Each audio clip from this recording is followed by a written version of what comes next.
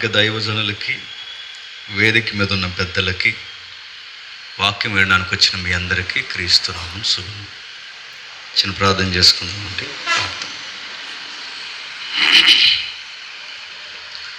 పరలోకమందుట మా తండ్రి, ఈ ప్రత్యేకమైన తండ్రి యవనస్తుల ఐక్య క్రిస్మస్ వేదికలో మీ మహిమను దొంగిలించేవారుగా మేము ఉండక, మమ్మల్ని మేము తండ్రి అన్ని విధాలుగా తగ్గించుకొని కేవలం తండ్రి 2000 సంవత్సరాల క్రితం ఏ మహిమ అయితే ఇలలోనికి దిగి సశరీరుగా సంచరించారో ఆయనను గూర్చి మేము మాట్లాడడానికి తండ్రి దీనులము, సామాన్యులైన మమ్ములను తండ్రి వాడుకోండి. మీ సహాయం మాకు అవసరం దేవా.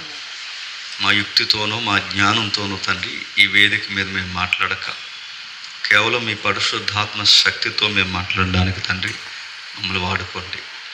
ఎవరైతే తండ్రి ఈ సభలకు కారకులు, ఆ యవనస్తుల్లో ఇంకెవరైనా రక్షణ లేని వారు ఉంటే తండ్రి వారి రక్షణలోనికి నడిపించండి. ఈ వేదిక ముఖముగా తండ్రి ఎవరితో ఈరోజు ముఖాముఖిగా మీరు మాట్లాడాలనుకుంటున్నారో వారిని కూడా మీరు దర్శించండి, మాట్లాడండి తండ్రి.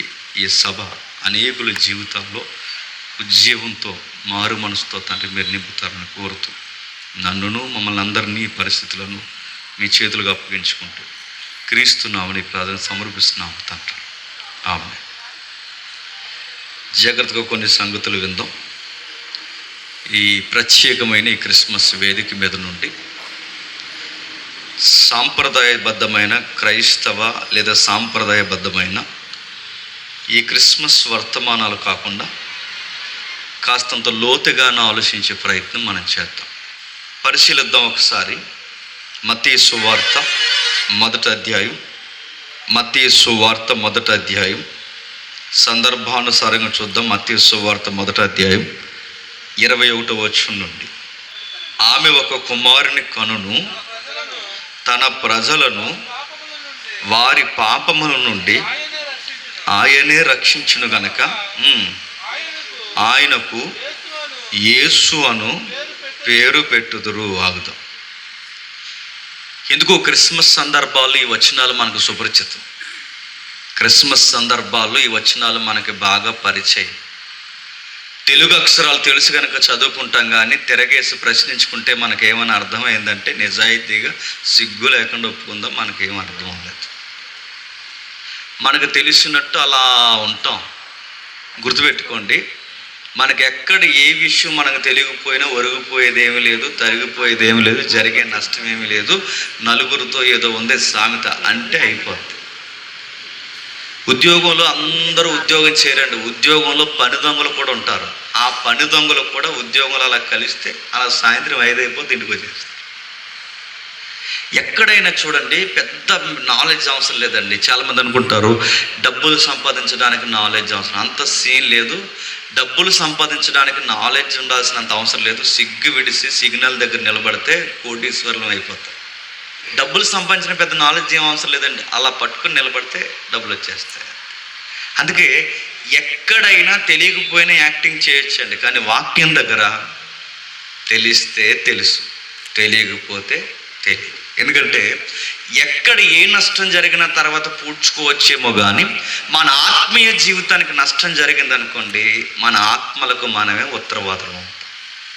అందుకే మనకు తెలియకపోతే తెలియదు, తెలిస్తే తెలుసు. ఇప్పుడు మనం వాక్యం చదవం, ఏం తెలుసు? సుపరిచితం అయిపోయింది. క్రిస్టియానిటీలో ఒక టెర్మినాలజీ మనకు అలవాటు. పాపము, బాప్టిజము, మారు మనసు, క్రిస్మస్, ఆరాధన, ఈ పదాలు మనకి అలవాటే తప్ప నిజానికి వాటి అర్థాలు మనకి తెలియవు. నేరుగా అక్కడ వరకు ఎందుకండి? యేసు ప్రభు నమ్ముకో అని చెబుతాం. తిరగేసి ఎవడైనా ఎందుకు నమ్ముకోవాలని అడిగితే మన దగ్గర ఆన్సర్ ఉందా? ఎవరో ఒక పాస్టర్ గారు వాక్యం చెప్పారు, ఆ వాక్యం బలంగా పనిచేసింది. పెద్దమ్మకు ఒక విషయం మాత్రం పాయింట్ స్ట్రాంగ్గా పడింది. ఆ పాయింట్ ఏంటంటే, ఇదిగో రోజుకి ఒక్కరికైనా సువార్త చెప్పాలి, దేవుడు నమ్ముకోమని అంటే ఈవిడ చెప్పడానికి తయారైపోయింది. ఇంక కనబడిన వాళ్ళకి అందరికీ చెప్తుంది అనమాట, బాబు యేసు ప్రభుని నమ్ముకో. ఇలాగే మార్కెట్కి వెళ్ళింది, ఆటో వాడు దిగే ముందు 20 రూపాయలు ఇచ్చే ముందు ఆడికి చెప్తుంది, బాబు యేసు ప్రభుని నమ్ముకో అంటే ఆడి పైనుంచి కింద చూసి 20 ఇవ్వకుండా నమ్ముకో అంటదేంటి అనుకున్నాడు. పైనుంచి కిందకి చూసిన తర్వాత నమ్ముకో అంటే ఆవిడ అన్నాడు, నమ్ముకుంటానులే కానీ 20 ఇచ్చేయండి అన్న.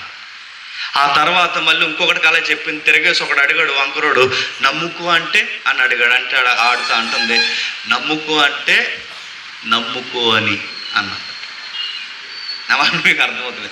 నమ్ముకో అంటే ఏముంది, పెద్దమ్మ దగ్గర ఆన్సర్, పెద్దమ్మ దగ్గర ఇద్దారు. ఇక్కడ చాలా ఎంటీ బుర్రలు ఉన్నాయి, మన దగ్గర ఆన్సర్ లేదు. నమ్ముకో అంటే వాడు తిరిగేసి అన్నాడు, నమ్ముతున్నాను, మీ దేవుడిని నమ్ముతాను, మా దేవుడిని నమ్ముతాను, ఆ దేవుడిని నమ్ముతాను, అందరు దేవుళ్ళతో నమ్ముతాను, నాకు అందరూ ఒక్కటే, మీ దేవుడిని కూడా నమ్ముతున్నాను, బాధపడకన్నాడు. ఇప్పుడు ఆవిడకి ఎలా చెప్తావు ఆన్సర్ తెలియదు. అలా కాదు మరి ఎలా అన్నాడు, నమ్ముకో అంత తెలియదు మనకు. అడుగుతున్నాను, మనకి ఎలా చెప్పాలో తెలియదు అక్కడ వరకు. ఎందుకంటే ఇంతమంది వచ్చారు ఇక్కడికి, కొన్ని వేల మంది కూర్చున్నారు, చాలా మంది చేతుల్లో బైబిల్. కళ్యాణ మండపానికి వచ్చారా, థియేటర్కి మరి ఎందుకు వచ్చారంటే నేను అదే అంటున్నాను, సాంప్రదాయాలు అలవాటు అయిపోయాయి. కొంతమంది ఫీలింగ్ ఏంటంటే ఒక గంట అలా సభలో కూర్చుంటే గొప్ప దీవులు హైవే దాటే లోపు దేవుడు మనకి ఇచ్చేస్తాడని ఫీలింగ్. నేను అడుగుతాను, ఎవరో అలవాటు చేసేసారండి, ఎవరో చెప్పేశారండి. అందుకే బిబిలికల్ వ్యూ మనకు తెలియకపోయేసరికి మనం చేసిందే భక్తి అనుకుంటున్నాం, మనకు తెలిసిందే భక్తి అనుకుంటున్నాం. కనీసం డొక్క దించితే ఈ బైబిల్లో ఒక రెఫరెన్స్ అర్థం మనకు తెలుసంటే డౌట్ మీద డౌట్. మనం ఇప్పుడు ప్రశ్న వచ్చింది, ఏముంది, ఏదో వచనం చెబుతున్నాడు, ఏం జరుగుతుంది? మత్తయి అని ఒక ట్యాక్స్ కలెక్టర్ ఉన్నాడు. ఇది ట్యాక్స్ కలెక్టర్. ఆ రోజుల్లో సుంకాన్ని వసూలు చేసేవారు, ఆ రోజుల్లో పన్ను వసూలు చేసేవారు. ఇలాంటి సుంకపు గుత్తదారులు లేదా ఈ సుంకాన్ని వసూలు చేసే వ్యక్తుల్లో ఈయన ఒక జలగలాంటి మత్తయ్య. ఒక విషయం కాదు, 2 విషయాలు కాదు, ప్రజలు తిట్టుకునేంత స్థాయికి వీళ్ళు ఉద్యోగాలు చేశారు. గవర్నమెంట్ వీళ్ళకి జీతాలు ఇవ్వదు. ఎవరికి? ఈ సుంకర్లు ఎవరైతే ఉన్నారో గవర్నమెంట్ వీళ్ళకి జీతాలు ఇవ్వదు. గవర్నమెంట్కి సామాన్య ప్రజలకి మీడియేటింగ్ చేస్తారు. ఈ మత్తయ్య ఎవరైతే ఉన్నారో, మత్తయ్య కానీ జక్కయ్య కానీ వీళ్ళు ఉన్నారుగా, వీళ్ళందరూ ట్యాక్స్ కలెక్టర్లు అంటారు. వీళ్ళు ఏం చేస్తారంటే గవర్నమెంట్ తరపున లోకల్గా పన్ను వసూలు చేస్తారు. ఈ పన్ను వసూలు చేసినప్పుడు ఒకటి గవర్నమెంట్కి పర్సంటేజ్ కట్టాలి, అలాగే వీళ్ళ జీతభత్యాలు కూడా తీసుకోవాలి. కనుక వీళ్ళ వడ్డీ మీద వడ్డీ వసూలు చేస్తే అలాంటి యేసుప్రభు మార్చారు. ఈ మార్చిన ఆయన చాలా విచిత్రంగా రాస్తాడు. అందుకే ఆయన ఉపయోగించే ఆ టెర్మినాలజీ మనకి ఈజీగా అర్థం కాదు. అందుకే చూడండి, ఈ మత్తయి సువార్త 1వ అధ్యాయం చదువుతున్నప్పుడు 14 తరాలు 14 తరాలు 14 తరాలు అంటారు. 14 ఏంటి మనకు అర్థం కాస్తంత లెక్క అర్థమైతే అర్థమవుతుంది. అందుకే ఆయన అసలే లెక్కల మాస్టర్ ఎవరు? మత్తయి గారు, ట్యాక్స్ కలెక్టరు. వీళ్ళకి లెక్కలు బాగా వచ్చు. వీళ్ళ లెక్కల్లో కోడింగ్ డీకోడింగ్ ఉంటుంది. అంటే కోడింగ్ డీకోడింగ్ అంటే ఆ లెక్కను కోడ్ చేస్తే 14 14 14, ఈ 14ని ఈ జీనియాలజీని లెక్క బయటికి తీస్తే ఈ లెక్కకు మళ్ళీ కోడ్ చేస్తే అందులో ఒక నేమ్ వస్తుంది. ఆ నేమ్ ఏంటో తెలుసా? సన్ ఆఫ్ డేవిడ్ అని వస్తుంది.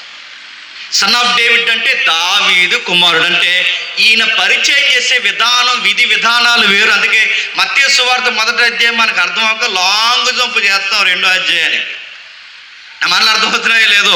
క్రిస్మస్లో ఒకవేళ మత్తయి సువార్త 1వ అధ్యాయంలో మనకు అలవాటు అయిన వచనం ఏమైనా ఉందంట 21వ వచనం వరకు మనకి, అంటే ఆ పై 18 నుండి 22 వరకు మనకు అర్థమయ్యే వచ్చిన తప్ప అంతకు ముందునే మనకి సంబంధం లేదు అనుకుంటాం. కానీ ప్రతి దానికి సంబంధం ఉంది. ఏదో చెబుతున్నాడు మత్తయి గారు, బలమైన పదాలే వాడుతున్నాడు. ఏం చెప్తున్నాడు? ప్రపంచాన్ని పట్టి పీడిస్తున్నది ఒకటి ఉంది. యేసుప్రభు ఎందుకు పుట్టాడు? నీ ఇంటికి వెళ్ళేస్తామని పుట్టలేదు. యేసుప్రభు ఎందుకు పుట్టాడు? కొత్త బట్టలు వేసుకుని ఊరు వాడ సందడి తిరుగుతాను పుట్టలేదు. చాలా క్లియర్ స్టేట్మెంట్ ఉందో చూడండి, చాలా నేరుగా స్టేట్మెంట్ ఇచ్చాడు చూడండి. ఎందుకు పుట్టాడంటే తన ప్రజలను వారి పాపముల నుండి ఆయన రక్షించుటకు పుట్టాడు. అదే ఆయన ప్రాజెక్ట్. ఆయన భూమి మీదకి రావడానికి కారణం ఏంటి? తన ప్రజలను వారి పాపముల నుండి విడిపించడానికి, తన ప్రజలను వారి పాపముల నుండి విడిపించడానికి. కానీ ఈరోజు క్రిస్మస్ అంటే మనకి పాపాన్ని వదిలి క్రీస్తుని వెంబడించాలన్న ఆ వ్యూ మనకు అర్థమవుతుందా? ఈరోజు క్రిస్మస్ ఏంటంటే చెప్పిన సందడి. బెత్లెహేంలో సందడి ఉందా? మరియమ్మకి నిండు సోలాలకి స్థలం దొరకలేదా?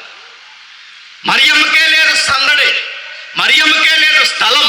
అక్కడ వరకు ఎందుకు? పుట్టిన యేసుకి సరి అయిన పొత్తుగుడ్డలు లేవు, ఆరకలేని సందడి, అక్కడ దొరకని స్థలము. ఈ రోజు సంబరాలు ఎక్కడొచ్చి? సంబరాల బ్యాచ్ అంతా వచ్చారు మన క్రిస్టియానిటీలో. ఈ సంబరాలు కాదు, భక్తి లేని వాళ్ళు అందరూ వచ్చారండి. అందుకేనండి సందడి. ఒకప్పుడు పాటలు అర్థవంతంగా ఉండేవి.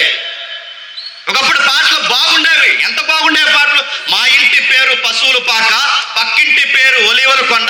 ఎంత ఎంత మీనింగ్ఫుల్ సాంగ్స్ అండి. మీరు గమనించండి, సేమ్ బీట్స్,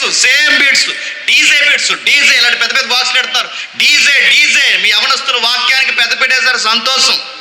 తెల్ల లింగీలు, నల్ల సొక్కలేసులు, ఒక్కడ చేతుల్లో బైబిల్ ఉండదండి. అలా తిరుగుతారు. ఈ సోగ్గాలు వీళ్ళు సోగు జీవించుకోవడానికి తప్ప వీళ్ళ క్రిస్మస్లో ప్రభుని జీవించడానిక? అందుకంటున్నాను, క్రిస్మస్ అందం పోయింది, క్రిస్మస్ సౌందర్యం పోయింది, క్రిస్మస్ మీనింగ్ మార్చేశారు. మన పెద్దలే అందంగా చేశారు క్రిస్మస్. మన ముందడి తరాలు చదువు లేని ప్రాంతాల్లో క్రిస్మస్ చేస్తే ఒక మరియమ్మ, ఒక యోసేపు, ఒక గొర్రెల కాపరి, ఇలా జ్ఞానులు వాళ్ళకి కొన్ని నాటికలు ఇచ్చి ఆ డెమో వాళ్ళకి చూపిస్తే చదువు లేని ఆ రోజుల్లో మరియమ్మ ఇంత బాధపడిందా, యోసేపు ఇంత కాపాడా, ఇదిగో జ్ఞానులు ఇలా వచ్చారా, ఇలా జరిగిందా యేసు పుట్టుగాని ఆ రోజు నాటకాల ద్వారా ప్రజలు వాక్యం నేర్చుకున్నారు. ఇప్పుడు యాక్టర్లు ఎక్కువైపోయారు. నేను ఈ మాట అనకూడదు, గుర్తుపెట్టుకోండి. క్రైస్తవ అందం సంబరాలు కాదు, క్రైస్తవ అందం ఇది కాదు, మన అల్లరి కాదు. మన దేవుడు సమాధానకర్త. మన ఏదుకులు సొసైటీకి ఒక మెసేజ్ ఇస్తాయి. మన ఏదుకులు సమాజానికి మింగుడు పడిన ప్రశ్నలకు సమాధానం ఇస్తాయి. ఈ రోజుకి జుట్టు పెట్టి పీక్కుంటున్న ఈ సైన్స్ ప్రపంచానికి, లేదా ఈ చరిత్ర ప్రపంచానికి, ఈ రోజుకి లాజిక్ అడుగుతున్న ఈ ప్రపంచానికి రీజనబుల్ లాజిక్ ఏంటో చెప్పే ఒక మెసేజ్ మన క్రిస్టియన్ వేదికలే ఇస్తాయి. అలాంటిది మనమే ఆన్సర్ చేయగలం, మనమే చెప్పగలం. అలాంటి వేదికలు ఇవి దేవుని వేదికలు, క్రిస్మస్ వేదికలు, కానీ చెప్పట్లేదు. అందుకే ఇలాంటి మింగుడు పడిన ఒక ప్రశ్న ఉంది. ఆ ప్రశ్నే మత్తయ్య గారు లేవనెత్తుతున్నారు. ఏమని లేవనెత్తుతున్నారు? 21 వచనం. ఆమె ఒక కుమారుని కన్ను. ఏమైంది ఆమెకి? అప్పటికి నిశ్చితార్థమైంది. పెళ్లి లేదు, పెళ్లి ఇంకా జరగాలి. అప్పటికి నిశ్చితార్థమైంది. నిశ్చితార్థానికి యూదులకి చరిత్ర మీరు చదివిన ఇశ్రాయేల్ చరిత్ర లేదా జూయిష్ హిస్టరీ, యూదుల చరిత్ర, రెండిట్లో ఏదో ఒకటి చదవండి. చదివినప్పుడు వాళ్ళ పెళ్ళిళ్ళు ఒక సిస్టమేటిక్గా జరుగుతాయండి. ఒక పద్ధతి ఫాలో అవుతారు. ఆ పద్ధతి ఏంటంటే, అమ్మాయికి అబ్బాయికి ఎంగేజ్మెంట్ జరిగిన తర్వాత ఏడాది కాలం అబ్జర్వేషన్ వదిలేస్తారు. అంటే ఏ రోజైతే నిశ్చితార్థం జరిగిందో మళ్ళీ అదే రోజు తిరిగి వచ్చేంత వరకు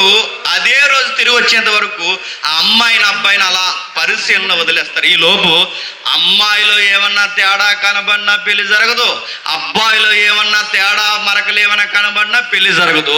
వాళ్ళ ఖచ్చితమైన వాళ్ళు సంసారం చేయగలరు, నమ్మకమైన వారు అనుకున్నప్పుడే ఆ పెళ్లి జరుగుతాయి. కన్యత్వానికి లేదా పురుషత్వానికి ఎక్కడా ఏ డోకా లేదు. వీళ్ళు జత చేయొచ్చు అన్నప్పుడు అమ్మాయి తాళీకోలు అబ్బాయిని అబ్జర్వ్ చేస్తారు, అబ్బాయి తాళీకోలు అమ్మాయిని అబ్జర్వ్ చేస్తారు. ఇలా అబ్జర్వేషన్ 1 year జరుగుద్ది. ఈ మాట నేను ఇలా అంటున్నానని ఇబ్బంది పడకండి. ఇదే అబ్జర్వేషన్ ఈ రోజుల్లో మనకు జరిగితే పెళ్ళిళ్ళు అవుతాయా? కష్టం. ఒకప్పుడు పెళ్ళిళ్ళు సిస్టమేటిక్గా జరిగేవి. అందుకే పాత పూర్వకాలం పెళ్ళిళ్ళు చూసారా? పెళ్లి చేయాలంటే ఇటు 7 తరాలు చూసేవారండి. ఎందుకు 7? ఆ 7 కలిపి మాకు 14 లక్షలు ఇవ్వండి అని కాదు. 7 తరాలు ఎందుకు చూసేవారంటే ఈ 7 తరాల్లో ఉన్నవారు ఎవరైనా కుదురులేని వాళ్ళు ఉంటే ఆ కుదురులేని బుద్ధులు ఈ కుర్రగాడికి వస్తే వీడు సరిగ్గా పిల్లను చూడకుండా ఇబ్బంది పెడతాడు, వీళ్ళందరూ ఈ కుటుంబం వరుసలో ఉన్న వాళ్ళందరూ సరైన వాళ్ళు ఉన్నారని ఇటు 7 వరుసలు చూసేవారు, ఇటు 7 తరాలు చూసేవారు. ఈ పిల్లకు కూడా ఎవరన్నా గయ్యాలి గంపలు ఈ తరంలో ఎవరైనా ఉన్నారు 7 తరాలు అని ఆ చూసిన తర్వాత లేదు, అందరూ వాళ్ళ అమ్మమ్మల తాతమ్మలు అందరూ మంచోళ్ళు అనుకుంటే అప్పుడు ఆ పిల్ల కూడా ఉత్తమరాలి అనుకుని అప్పుడు ఆ పిల్లని చేసేవారు. అంటే ఇటు 7 చూసి చేసేవారు పెళ్ళిళ్ళు. ఈ సిస్టమ్ ఉండేది. ఇప్పుడు 5 ఇస్తారా, 3 ఇస్తారా, 2 ఇస్తారు, పొందిస్తారు. నేను అడుగుతాను, లక్షలు ఎవరికి కావాలండి? లక్షణాలు లేనప్పుడు లక్షలు ఎవరికి కావాలి? అందుకే మరియమ్మని చూడండి. మరియమ్మకి ఆమె దగ్గర డబ్బు లేదు, ఆమె దగ్గర చెప్పుకునేంత అధికారాలు లేవు, ఆమె దగ్గర చెప్పుకునేంత ఏమీ లేవు. కానీ అమ్మాయి దగ్గర లక్షల కోట్ల విలువ చేసే క్యారెక్టర్, విలువైన గుణ లక్షణాలు ఉన్నాయి తల్లికి. 18 ఏళ్ళ అమ్మాయి, రికార్డెడ్ లెక్కల ప్రకారం 18 ఏళ్ళ అమ్మాయి. 18 ఏళ్ళు అంటే యవ్వన జీవితంలో టీనేజ్లో ఉన్న అమ్మాయి. ఆ టీనేజ్లో ఉన్న అమ్మాయికి దేవుని కొరకు ఎంత కమిట్మెంట్ ఉన్న అమ్మాయి చూడండి. ఇజ్రాయెల్ దేశంలో చాలా మంది ఆడపిల్లలు ఉన్నారు. ఇంతమంది ఆడపిల్లలు ఉండగా ఆ పిల్ల దగ్గరికే దేవుడు ఎందుకు వచ్చాడు? ఆ పిల్లనే దేవుడు ఎందుకు కోరుకున్నాడు? Something special. ఆ అమ్మాయిలో ఏదో ప్రత్యేకత ఉంది.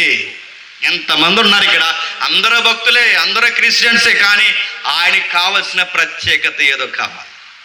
అది కన్యత్వం కాదు, అది రకరకాల విషయాలు కాదు, అందము కాదు, రంగు కాదు, ఇవన్నీ కాదు. ఆయన కోరుకున్నది ఒక ప్రత్యేకత ఉంది.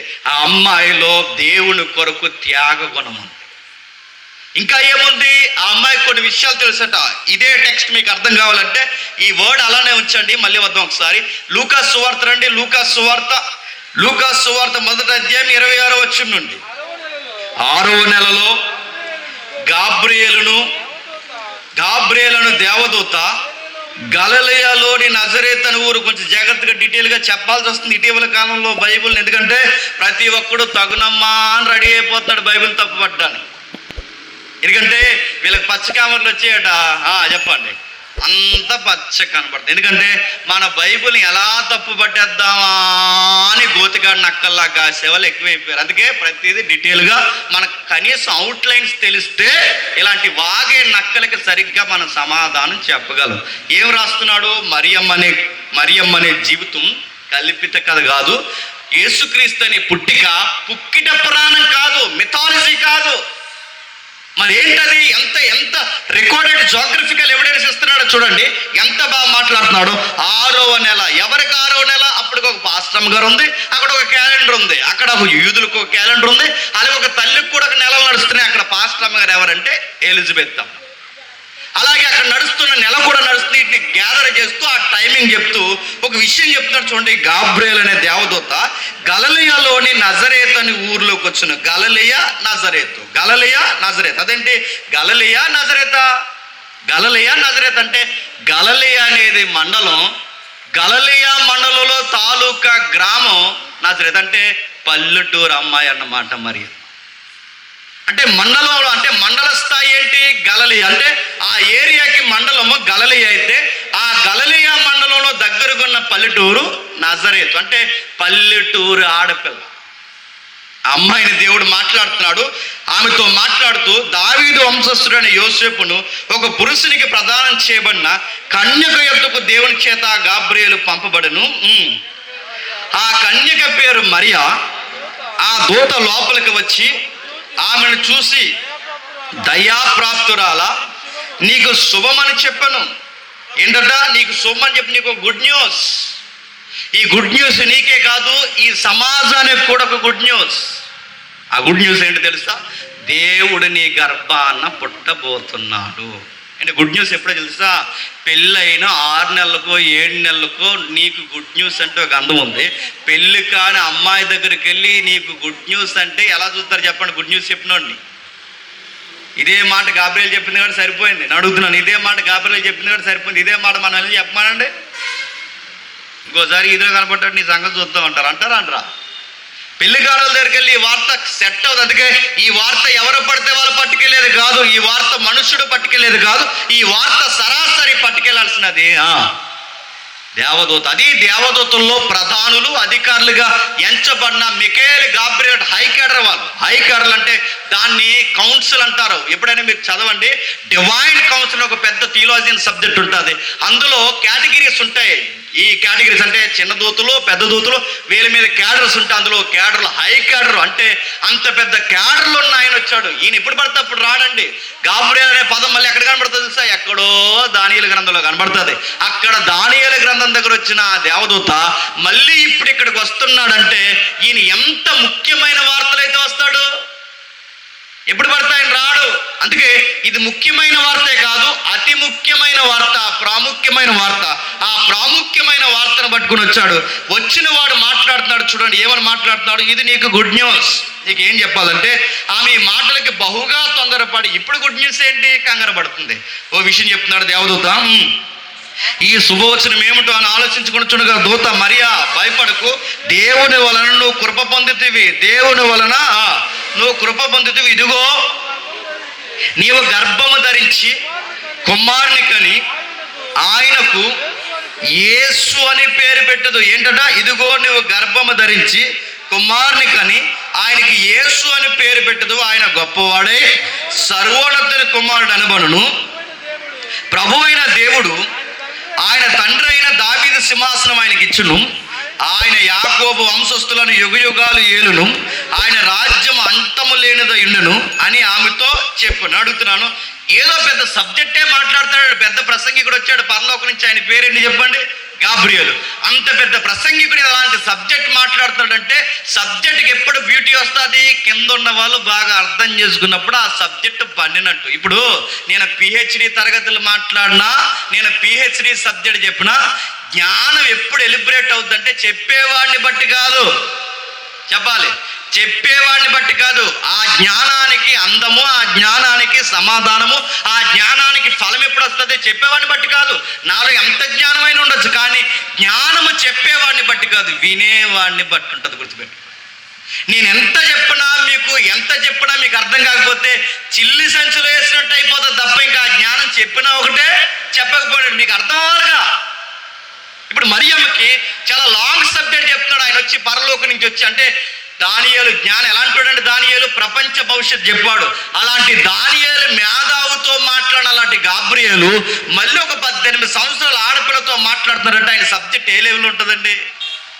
అలాంటి ఆయన వచ్చి అంత పెద్ద సబ్జెక్ట్ మాట్లాడుతాడు. ఏమన్నమాట? నీకు కొడుకు పుడతాడు, ఆ కొడుకు పుట్టిన తర్వాత దావీదు సింహాసనం ఎక్కుతాడు, ఆ దావీదు సింహాసనాన్ని యుగయుగాల పరిపాలన చేస్తాడు, నీ కొడుకు రాజు అవుతాడు అనగానే ఇది ఎట్లా జరుగుద్ది అని అడిగిందా? No questions. ప్రశ్నలు ఏమీ తనకు రాలేదు. ఎప్పుడు దావీదు, ఇప్పుడు నాకు కొడుకు పుట్టిన పెట్టి, అసలు దావీదే లేడు, దావీదు కోట లేదు, ఇప్పుడు దావీదు సింహాసనం ఎలా ఉంటుంది, ఇప్పుడు దావీదు సింహాసనం మీదకి నాకు పుట్టినోడు ఎలా రాజు అవుతాడు, ఏంటి లింక్ ఏంటి, మర్రం ఏంటని ఇలాంటి ప్రశ్నలు అడిగిందా? అడగలేదంటే దాని అర్థం ఏంటండి? ఆ తల్లికి ఆ ప్రశ్నలు రాలేదంటే ఆ సబ్జెక్ట్ అంతా అమ్మాయికి చెప్పండి తెలుసు. ఆమె అడిగిన ప్రశ్న ఏంటి చెప్పనా? నేను పురుషుని ఎరగని దాన్నే అది ఒక్కటే ప్రశ్న అడిగింది తప్ప ఇలాంటి థియలాజికల్ సబ్జెక్ట్ క్వశ్చన్ అడిగిందా? యుగయుగాల పరిపాలన ఎలా చేస్తాడు మానవుడు అన్నవాడు పుట్టినవాడు, యుగయుగాల పరిపాలన ఎలా చేస్తే, యుగయుగాలు అంటే 1000 years కింగ్డమ్ ఎలా ఉంటుంది? ఇలాంటి ప్రశ్నలు ఆమె అడగలేదండి. అంటే ఆ అమ్మాయికి బైబిల్ జ్ఞానం ఉందండి. దావీదు సింహాసనం మెస్సయ్య ఎలా ఎక్కుతాడో ఆ సబ్జెక్ట్ ఆమెకు తెలుసు. అలాగే యుగయుగాల పరిపాలన ఎలా ఉంటుందో తెలుసు. అంటే థియలాజికల్ సబ్జెక్ట్ అంతా 18 ఏళ్ళ ఆడపిల్లగా తెలుసు. ఇప్పుడు యూత్ మీటింగ్ పెట్టారు, యూత్ని అందరిని అడుగుతున్నాను, ఇదే సబ్జెక్ట్ ఈ రోజుకి మరియమ్మ చెప్పిన సబ్జెక్ట్ మిమ్మల్ని అడుగుతున్నాను. అసలు ఈ 1000 years కింగ్డమ్ అనే సబ్జెక్ట్ మన తలకాయకి తెలుసా? మన బొంద మనకు తెలియదు. మనకు తెలిసింది ఏంటి చెప్పిన? ఫేస్బుక్ తెలుసు, ఇంకేం తెలుసు? ఇన్స్టాగ్రామ్ తెలుసు, ఇంకేం తెలుసు? సెల్ఫీ తీసుకుని స్టేటస్ పెట్టుకుని ఎక్కడ దిగామంటే అక్కడ దిగానని చెప్పి కూడా తెలుసు. ఇదే కదా మనకు తెలుసు. బీచ్ల్లో, పార్కుల్లో నిలబడి ఈ టైం అంతా ఈ మొబైల్కి వాడటం మనకు తెలుసు తప్ప మనకి బైబుల్ నాలెడ్జ్ ఉందా? మొబైల్ నాలెడ్జ్ ఉన్నంత నాలెడ్జ్ యూత్ మిమ్మల్ని అడుగుతాను, యంగ్స్టర్స్, బైబుల్ నాలెడ్జ్ మనకుందా? 24 hours ఈ ఫోన్తో చచ్చిపోతున్నారు. 24 hours ఈ ఫోనే. తిన్నప్పుడు ఫోను, కూర్చున్నప్పుడు ఫోను, బైక్ మీద ఫోను, ఎక్కడ పోయినా ఫోను, చివరికి బాత్రూంలోకి పోయినా ఫోన్. బాత్రూంలోకి ఎందుకు రా ఫోన్ అంటే, చిన్నప్పుడు ఒక సామెత ఉండేది. సామెత ఏంటి తెలుసా? పెద్దోళ్ళకట ఉదయకాలం వేళ కాలకృత్యాలు అవ్వాలంటే అంటే అడగండి, కాలకృత్యాలు అవ్వాలంటే టీ తాగడమో స్మోక్ చుట్టకాలితేనే అయ్యేదట. తెలుసు కదా మీకు? చుట్టో టీయో తాగితే అలా కాలకృత్యాలు అయ్యాయి. మనకి ఈ రోజు చుట్టా టీ కాదు చెప్పండి. ఇప్పుడు ట్రెండ్కి మొబైల్ అట్టుకెళ్తే కానీ వీడికి బాత్రూంలో కార్యక్రమాలు జరుగుతాయి. బాత్రూంలోకి ఎందుకు? ఇప్పుడు ఆ టబ్ మీద కూర్చుని ఫేస్బుక్ ఆన్ చేసి నేను ఫోటో అప్లోడ్ చేశాను, లైక్లు ఎన్ని డిస్లైక్లు అన్నీ తెలిస్తే కానీ ఇప్పుడు మనశ్శాంతి ఉండదు లోపల. మనకు అర్థమవుతున్నా? ఈ మొబైల్తో చచ్చే కన్నా బైబిల్ని 1 గంట చదివితే జీవితంలో బాగుపడతాం. గుర్తుపెట్టు. దైవజనుడు ఏం చెప్తాడో కాస్త బుర్రకి ఎక్కించుకుంటే దైవజనుడు స్థాయికి ఒక సంఘంలో ఒక రోజు నువ్వు ఎదుగుతావు. గుర్తుపెట్టు. ఆ తల్లికి మంచి సహవాసాలు ఉన్నాయి. ఎలిజబెత్ లాంటి పాస్టమ్మతో మంచి సహవాసం ఉంది. చక్కటి బైబిల్ జ్ఞానం ఉంది. అందుకే ఎంతమంది కన్ని పిల్లలు, ఎంతమంది ఆడపిల్లలు, ఎంతమంది ఇజ్రాయెల్ దేశంలో ఉన్నా ఎవరిని కాకుండా దేవుడు ఆ అమ్మాయినే ఎందుకు ఎంపిక చేశాడంటే అమ్మాయిలో ఉన్న దైవికమైన తృష్ణ చెప్పండి మిగిలిన వాళ్ళు అంత లేదు కనుక తను ఎంపిక చేసుకుంటారు. ఇది ఒక కోణం. ఆమెకి ఎన్నో విషయాలు చెప్తున్నాడట. అమ్మాయికి అన్నీ తెలుసట. మరి నీకు తెలియంది ఏంటంటే తను క్వశ్చన్ అడిగింది, నేను పురుషుని ఎరగన దాన్నే కొడుకు ఎలా పుడతాడని అడిగి. అంటే తనకి ఏ విషయాలైతే, బాగా వినండి, ఏ విషయాలైతే తెలియాలో ఆ విషయాలు తెలిసాయి. అనవసరమైన ఈ మాటను అంటున్నాను, ఇబ్బంది పడకండి. ఈ పురుషులు స్త్రీలు ఇలాంటి సబ్జెక్ట్ ఆ అమ్మాయికి అంత తెలియదండి. ఈ మాట అడుగుతున్నాను, నేనేమనుకోకండి. ఈరోజు ఆడపిల్లలు మగపిల్లలు స్నేహాలు చేస్తున్నారు. మంచిదా అని అడుగుతున్నాను నేను. ఒకప్పుడు ఆడపిల్లలతోనే స్నేహం చేసేవారు, మగపిల్లలతోనే స్నేహం చేసేవారు. ఇప్పుడు మగపిల్లలు స్నేహం చేస్తున్నారు. మంచి పరిణామాలా? కష్టమే. నేను అందుకే బయటకు వెళ్తున్నప్పుడు పెద్దవాళ్ళు చెప్తారు మనందరికీ. నేను చాలాసార్లు చెప్తున్నాను ఈ మెసేజ్లో. బయటకు వెళ్తున్నప్పుడు పెద్దవాళ్ళు మనం చెప్తారు, జాగ్రత్తరా, జాగ్రత్త అమ్మా, జాగ్రత్త తల్లి, జాగ్రత్త అంటే మా తెలుసులే అంటాం. జాగ్రత్త అమ్మా, జాగ్రత్త అంటే అక్కడ ఫోటోలు ఇక్కడ ఫోటోలు. నడుతున్నాను, ఫోటోలు అంత సెక్యూరిటీయా? ఏం తెలుసు నీ బంధాన్ని? నువ్వు ముందు పుట్టావా, వాళ్ళ ముందు పుట్టారా? ఎవరు ముందు పుట్టారు? నాకు తెలుసు అంటే ఏం తెలుసు? ఇలాంటి కుంపడలు తెచ్చి నెత్తిమీ పెడతారు. వాళ్ళు తెలిసే వాళ్ళు ముందే చెప్తారు, జాగ్రత్త, మగపిల్లలతో జాగ్రత్త, ఆడపిల్లలతో జాగ్రత్త అని చెప్తే వాళ్ళు ఎంత జాగ్రత్త చెప్తారో అంత ప్రమాదం చేస్తారు. అందుకే చూడండి, ఆడపిల్లలే స్నేహాలు ఉండాలి. మగపిల్లల సెక్యూరిటీ మంచిదండి. ఎందుకంటే వాళ్ళంత భక్తి ఉన్న వాళ్ళు ఏం కాదుగా, వాళ్ళంత విశ్వాసం ఉన్నవారు చెల్లిగా తమ్ముడిగా చూసేవాళ్ళు ఏం కాదుగా. దొంగలే, గుర్తుపెట్టుకోండి, దొంగ బుద్ధే, పతనమైన హృదయమే. మరియమ్మకు చూడండి, మరియమ్మకి ఏమీ తెలియదు. మరియమ్మకి ఒక ఫ్రెండ్, ఒక్క అబ్బాయి ఫ్రెండ్ ఉన్నాడు చూపించండి. ఎవరు తెలియదండి అమ్మాయికి. యోసేపుకి ఒక అమ్మాయి ఫ్రెండ్ ఉందేమో చూపించండి. ఎవరు తెలియదండి. కట్టుకోబోయేది తప్ప వాళ్ళ జీవితాల్లో స్నేహితులు ఉన్నారా? మరియమ్మకి ఇక్కడ నిలబట్టి టెస్ట్ మనీ చెప్పండి అమ్మా అని ఆమెకు మైక్ ఇస్తే ఆ టెస్ట్ మనీలో ఏం చెప్తా తెలుసా? నా లైఫ్లో ఒక్క ఫ్రెండ్ లేరండి, నాకు ఎవరైనా ఫ్రెండ్ ఉన్నారంటే ఒక్క ఫ్రెండ్ మా పాస్టర్ ఎలిజబెత్ అని చెప్తారు. ఎవరో మా పాస్టమ్మ ఎలిజబెత్ తప్ప ఇంకెవరు లేరని అడుగుతాను. మనకు ఫ్రెండ్స్ పాస్టమ్మలు కాదు, మన ఫ్రెండ్స్ పాస్టర్లు కాదు, మన ఫ్రెండ్స్ సీనియర్ విశ్వాసులు కాదు. మన ఫ్రెండ్స్ ఎవరు గాలేదు, వాళ్ళందరూ మన ఫ్రెండ్స్. వాళ్ళందరూ ఫ్రెండ్స్. అందుకే తెలుగులో సాగుతుంది, జోగి వీళ్ళిద్దరు రాలుకుంటే వీళ్ళిద్దరు రాసుకుంటే బూడిద రాలుతుంది, భక్తి రాలుతుందా? పెళ్లి చూపులకి వెళ్ళినప్పుడు ఒకడు అడిగాడు పెళ్లి కొడుకు, మా అమ్మాయి ఎలాగండి ఇరగదీసి చదువుతండి, బైబిల్ ఇంక మామూలుగా చదువుతండి, మా అమ్మాయి అని ఆంధ్రక్రైస్తవ కీర్తనని పాడేస్తుందని చెప్పింది. మొత్తం మీద ఆ కుర్రగాడు అడిగాడు, ఏమనంటే అంత బాగా పాడేస్తుందంటే బైబిల్ అంత బాగా అసలు అక్షరాలు తప్పు అక్కడ చదువుతుందంటే ఆ కుర్రగోడు గట్టిగానే అడిగాడు, ఏమని అడిగాడంటే 1,00,000 ఇస్తారు 2,00,000 ఇస్తారని అడగలేదు కానీ ఒక క్వశ్చన్ అడిగాడు, ఆమోసు గ్రంథం ఎక్కడ ఉందో అన్నాడు.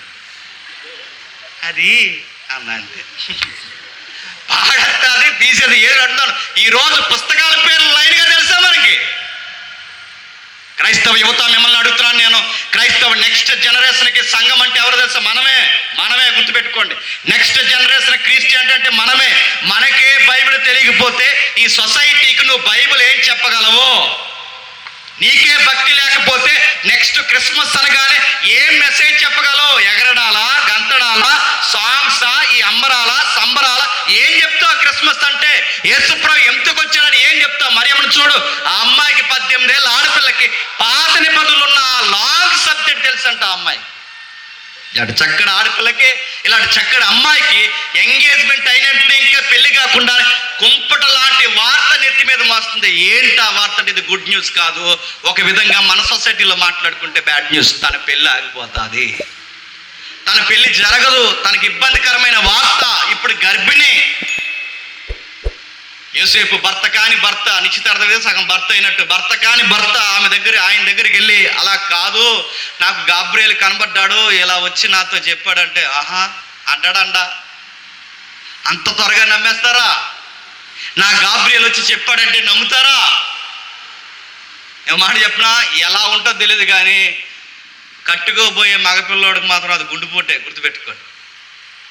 నేను అడుగుతున్నాను, బాక్స్ బాగా నన్ను ఇన్బాక్స్ నిండితే ఎంత కంగారు అయిపోతే, ఆన్లైన్లో కనబడితే ఎంత కంగారు అయిపోతే, బహుశా ఆ ఏ స్నేహితులతోనే ఏ చుట్టాలతో మాట్లాడుతుందో ఇలా ఆన్లైన్లో కనబడితే ఎంత కంగారు అయిపోతే, ఈ టైంలో ఈ అమ్మాయి ఎవరితో మాట్లాడితే ఎంత కంగారు అయిపోతే, అరే ఆన్లైన్ సోషల్ మీడియాకి ఎంత కంగారు అయితే, ఇప్పుడు మరియమ్మ ఆన్లైన్లో కనబడట్లేదు, లేదు, మరియమ్మ ఫేస్బుక్లో లేదు, మరియమ్మ ఇన్స్టాగ్రామ్లో లేదు. ఇప్పుడు మరియమ్మకి కనబడేది ఏంటి చెప్పిన, ఇప్పుడు ఆ పొట్ట కనబడుతుంది, బంపింగ్ రోజు రోజుకి పెరుగుతుంది, స్టమక్ కనబడుతుంది. ఇప్పుడు ఆ వార్తను ఎవరు దాయగలరు? అమ్మ ఎలాంటిది కాదు, ఈ అమ్మాయి ఎలాంటిది కాదు, ఈ అమ్మాయి ఎలాంటిది, దేవదూతే వచ్చి ఇలా ఈ వార్త చెప్పిందని ఎవరు చెప్పగలరు? అమ్మాయికి, అమ్మాయి తరపున ఎవరు చెప్పగలరు? ఎవరు చెప్పలేరు. అందుకే బాగా గమనించండి, ఇలాంటి మంచి వ్యక్తులు, యోసేపు మంచోడే, మరియమ్మ మంచిదే. ఇప్పుడు ఇలాంటి మంచి దంపతులు విడిపోతారంటే ఆ పైనున్న దేవుడు ఊరుకుంటాడా? అందుకే వాళ్ళని పంపలేదు, ప్రవక్తను పంపలేదు, ఏళ్ళని పంపలేదు. యోసేపుకున్న డౌట్స్ తీయాలంటే సరాసరి మళ్ళీ దేవుడు ఎవరిని పంపారు చెప్పండి?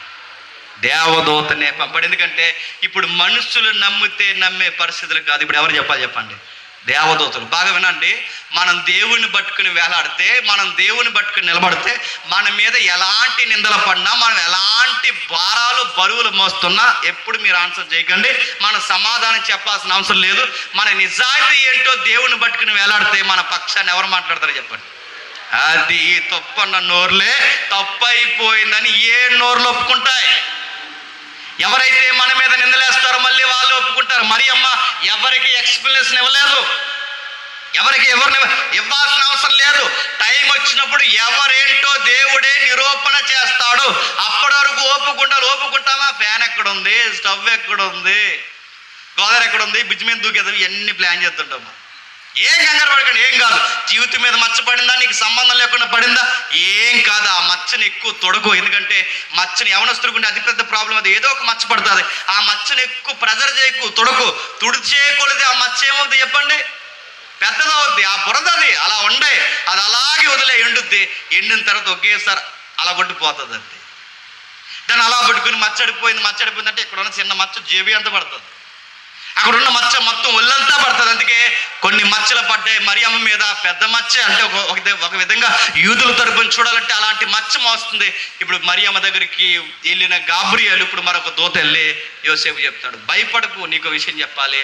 ఆమె చాలా మంచి అమ్మాయి, ఆమె తప్పుడు పనులు చేసో, చీకటి పనులు చేసో, ఎలాంటి తప్పు చేసో ఆ అమ్మాయి గర్భం దాల్చలేదయ్యా, నీకు విషయం చెప్పాలి. ఆమె దేవుని పరిశుద్ధాత్మ వలన గర్భం ధరించి. మరి చాలా మంది అడుగుతున్నారు, యేసుప్రభు పుట్టుకట పురుష సంయోగంతోనే జరిగిందని కొన్ని కారు కోతలు కోస్తున్నారు ఈ మధ్యకాలంలో. అందుకే చాలామంది మన థియోలాజియన్స్, చాలామంది అపోలోజిటిక్ చేసిన వాళ్ళు, చాలామంది మన డిఫెండర్స్, చాలామంది మన బైబిల్ ఉన్న ఫైటర్స్, లేదా మన బైబిల్ పట్టుకున్న ఫైటర్స్ అడుగుతున్నారు, ఇదిగో ప్రూవ్ చేస్తావా, నీ గాలి కోతలో DNA ప్రకారం ప్రూవ్ చేయగలవని అడుగుతున్నారు. అందుకే యోసేపు, బాగా వినండి, యోసేపు కలయిక లేదు. యోసేపు కలయిక ప్రకారం యేసుక్రీస్తు వారు పుట్టలేదు. ఆ పుట్టిక అలా జరగలేదు, పురుష సంయోగంతో జరిగింది కాదనడానికి చాలా చాలా ఎవిడెన్స్ మాట్లాడుతున్నారు. అందుకే ఆదాము నుంచి వచ్చిన వరుసక్రమం యేసుక్రీస్తు కాదు, ఆదాము నుంచి వచ్చిన వరుసక్రమం యేసుక్రీస్తు వారు కాదు. మరి ఈ క్రమం ఏమవుతుంది? ఇది దేవుని యొక్క వరుసక్రమం నుంచి వచ్చిన దేవుని యొక్క సంకల్పం.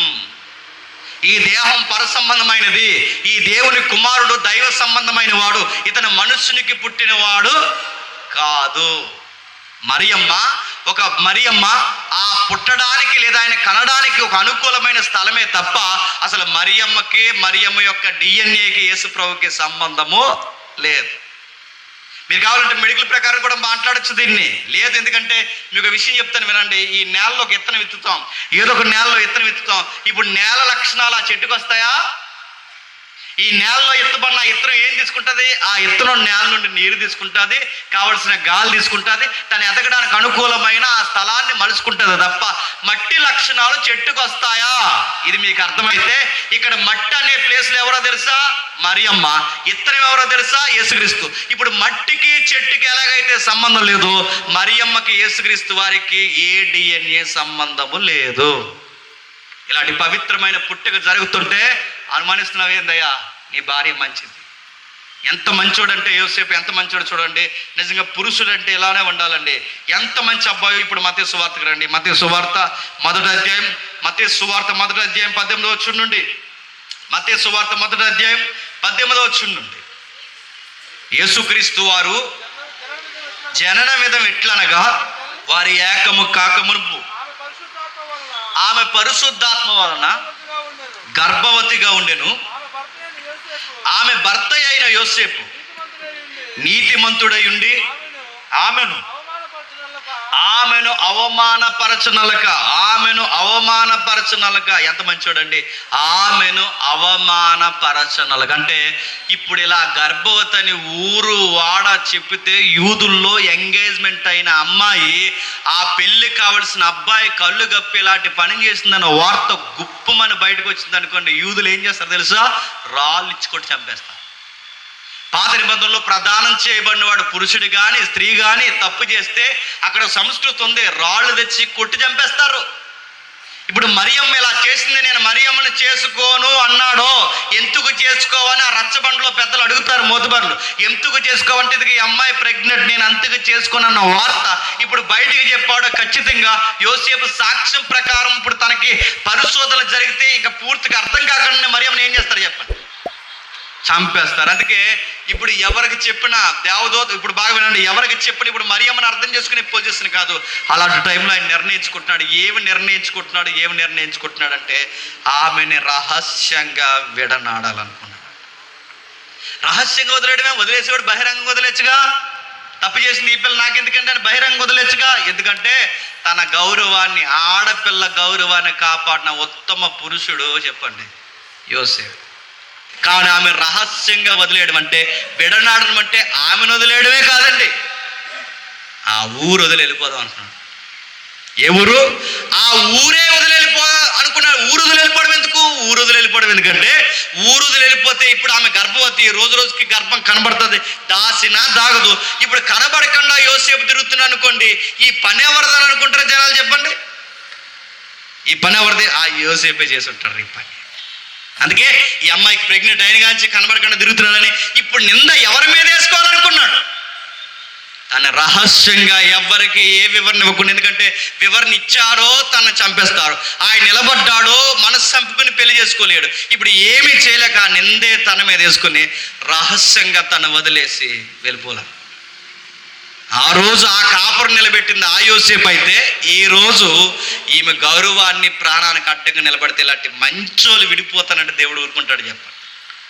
ఎప్పుడు గుర్తుపెట్టుకోండి, మంచి వారు విడిపోవడానికి దేవుడు ఇష్టపడ్డావు. ఎందుకంటే ఇలాంటి సంబంధాలు భూమి మీద నిర్ణయింపబడవట చెప్పండి, పరలోకంలో నిర్ణయిస్తారట ఇలాంటి బంధాలు. గుర్తుపెట్టు, ఈ భూమి మీద నిర్ణయింపబడిన పెళ్లి సంబంధాలు కాదు, అక్కడ నిర్ణయిస్తాడు దేవుడు. వాళ్ళు విడిపోతారంటే దేవుడు ఇప్పుడు అందుకే దేవుడే కలగజేసుకున్నాడు. ఇలాంటి బంధం విడిపోతారంటే దేవుడు ఇష్టపడ్డావు. చాలా మంది అనుకుంటారు మంచి భార్య రావాలంటే ఏం చేయాలి, మంచి భర్త రావాలంటే ఏం చేయాలంటే గోరింటా గట్టిగా అన్నారట. నేను అడుగుతాను, చేతి ముఖం తిట్టేసుకో, గోరింట కట్టుకుంటే ఎర్రగా పండితేనట ఎర్రోడు వస్తాడట. ఎర్రగా పడితే ఈ ఆడపిల్లలు నమ్ముతారండి. గోరింటా కట్టుకుంటే గోరింటాకి కాపురానికి సంబంధం ఉందా?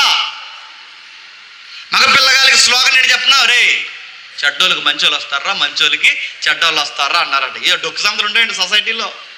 ఇలాంటి నమ్మకండి. మంచోళ్ళకి చెడ్డోళ్ళు, చెడ్డోళ్ళకి మంచోళ్ళు అంటే నేను అడుగుతున్నాను, రాదు బైబిల్ అని చెప్పిన గాలి అయితే నేను కావాలి చెప్తున్నాను. నువ్వు గాలి గడవైతే నీకు వచ్చేది ఎడత వస్తే చెప్పిన గాలి ఎదురుగాలి నీకు అన్ని గుర్తుంది, నీకు ఆ గాలి వస్తుంది. నువ్వు మంచోడు అయితే నీకు మంచిది వస్తుంది, నువ్వు చెడ్డోడు అయితే నీకు చెడ్డది వస్తుంది. అంటే మనకు తగినట్టే దేవుడు ఏర్పరుస్తాడు. గుర్తుపెట్టుకోండి, మన దేవుడు కోరుకున్నవాడు, నిలబెట్టినవాడు. నువ్వు మంచివాడైతే నీకు మంచిదే, నువ్వు చెడ్డోడు అయితే నీకు చెడ్డ భాగస్వామ్యం వస్తుంది. గుర్తుపెట్టు, బైబిల్లో ఆ ప్యాటర్న్ ఉందంటే ఉంది. అబ్రహాముకి తగిన భార్య శారమ్మ, ఇస్సాకుకు తగిన భార్య రెబెక్కమ్మ, యోసేపుకు తగిన భార్య మరియమ్మకు తగిన భర్త యోసేపు. ఇప్పుడు చెప్పండి, మంచోళ్ళకి బైబిల్లో మంచోళ్ళే వచ్చారు, చెడ్డోళ్ళకి లవ్వుకి ఇవ్వని తిరిగిన ఆ లవ్వులో రస్ట్ పట్టించే వాళ్ళు వచ్చారు. కళ్ళు ఆ లవ్వని తిరిగిన ఆ సంసోనికి కళ్ళు బిగించేశారు దగ్గరుండి. లవ్వని తిరిగిన ఆ రాహేలమ్మ ఏడ్పించేసింది యాకోబుని పట్టుకుని. చచ్చిపోతారండి, ఇది మాట్లాడితే చచ్చిపోతారు. ఈ లవ్వులు అలాగంటారండి, వీళ్ళు చచ్చిపోరు, మనం చంపేస్తారు.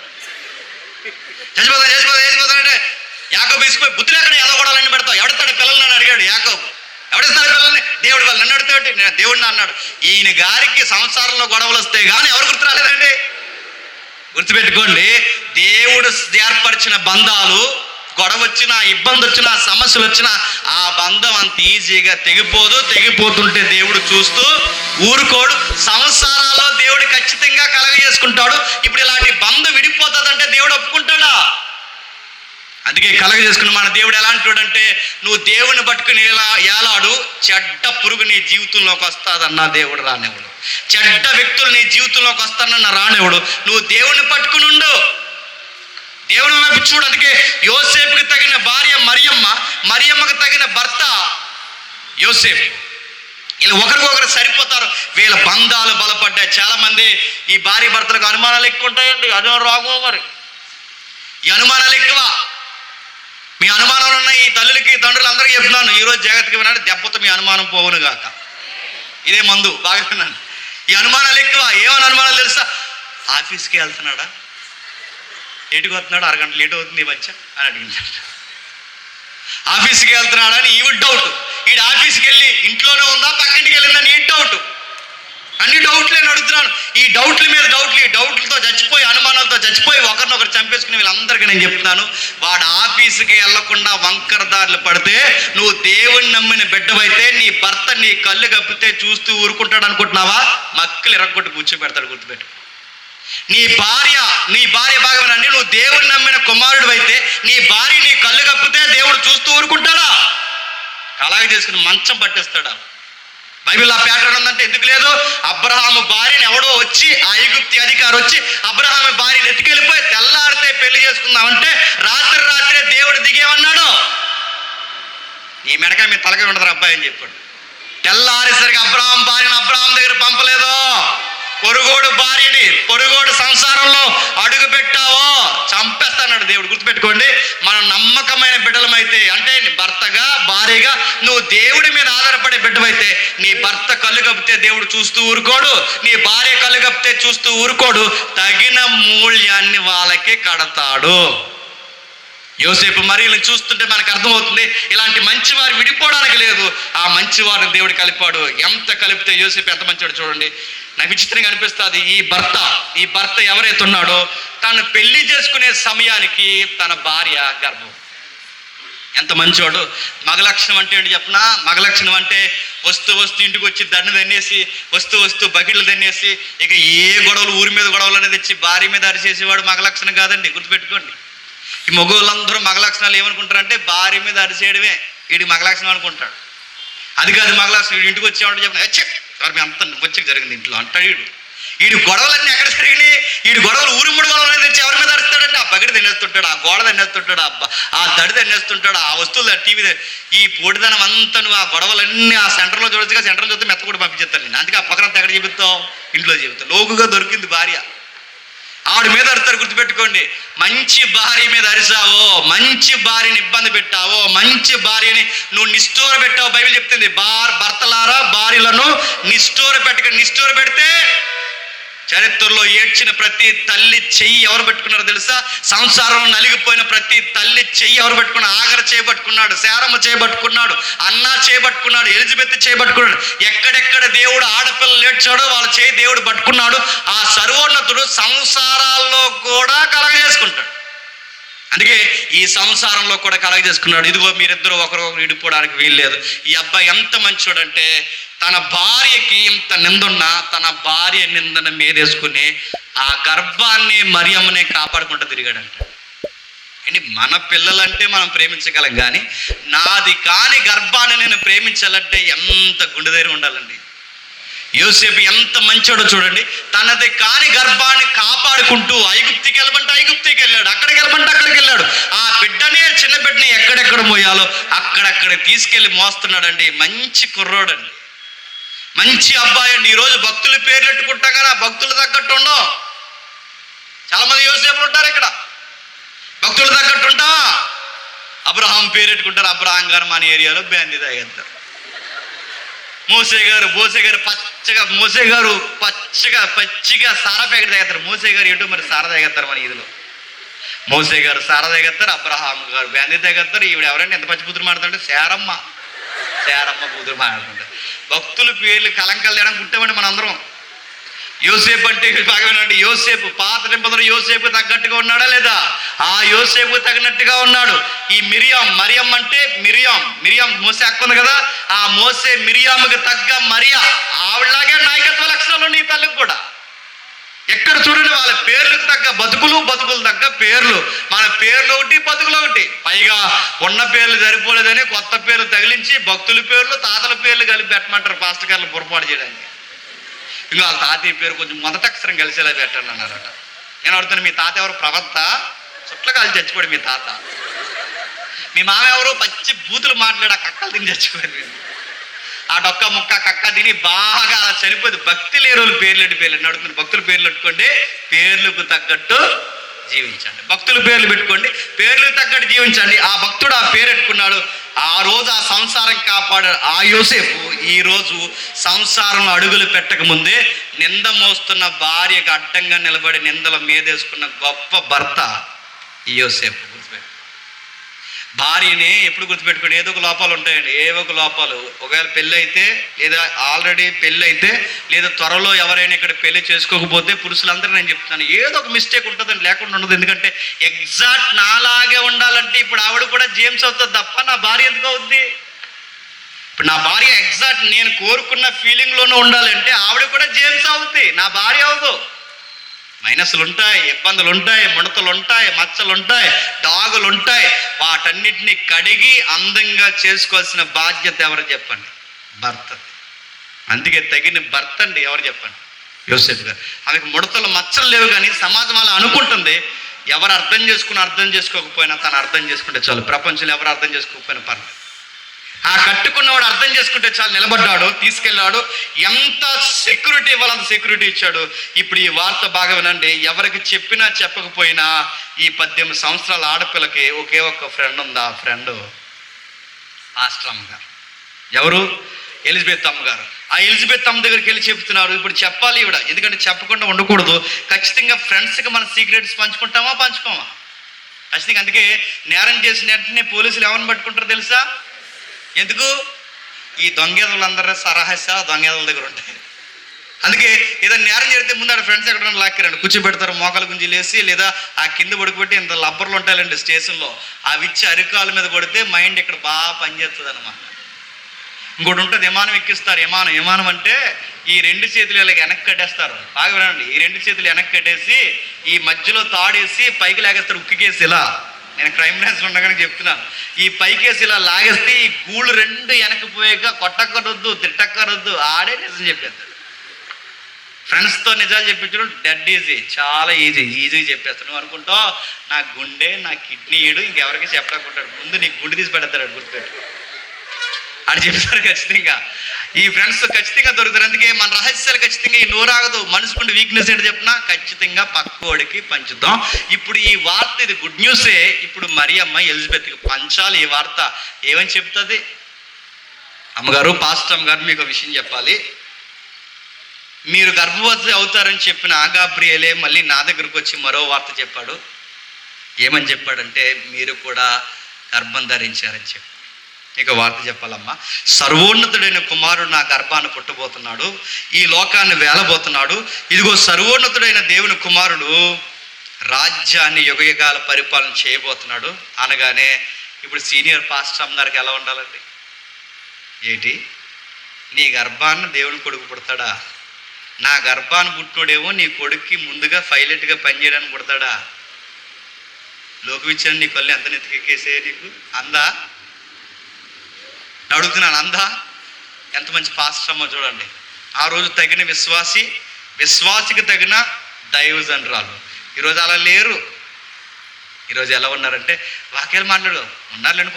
కొంతమంది ఉన్నారు మాట్లాడుకునే వాళ్ళు, కొంతమంది ఉన్నారు మాట్లాడుకునే. చాలామంది వాక్యాలు మాట్లాడుకోవాలి. ఇంటికి వస్తారండి, కొంతమంది ఉంటారండి దైవజనుల ఇంట్లో పరిచయం చేస్తారు. మంచిదే, చేయండి. వాళ్ళకి వయసు మళ్ళింది, సహాయం చేయండి. వాళ్ళకి దైవజనులకి పరిచయం చేయడం తప్పు కాదు. కానీ పరిచర్య చేసి మాత్రమే ఆగిపోకండి. కాస్త వాళ్ళ దగ్గరికి వెళ్ళినప్పుడు 4 ముక్కల వాక్యాలు నేర్చుకోండి. అవి నేర్చుకోరు. ఏమంటారు చెప్పిన పాస్టర్ గారు, ఆ వాకులు ఉడిసేసి ఇవన్నీ ఉడిసిన తర్వాత మీకు నాకు స్ట్రాంగ్గా టీ ఎట్టమంటారా? మీకు గ్లాసు నాకు గ్లాస్ తాగేసి ఏం చేస్తారు? ఒక వాక్యం ఉండదండి, ఏముండదు. పరిచర్య చేయడమే భాగ్యం అనుకోకండి. ఇలాగే చేసింది ఆ మార్త.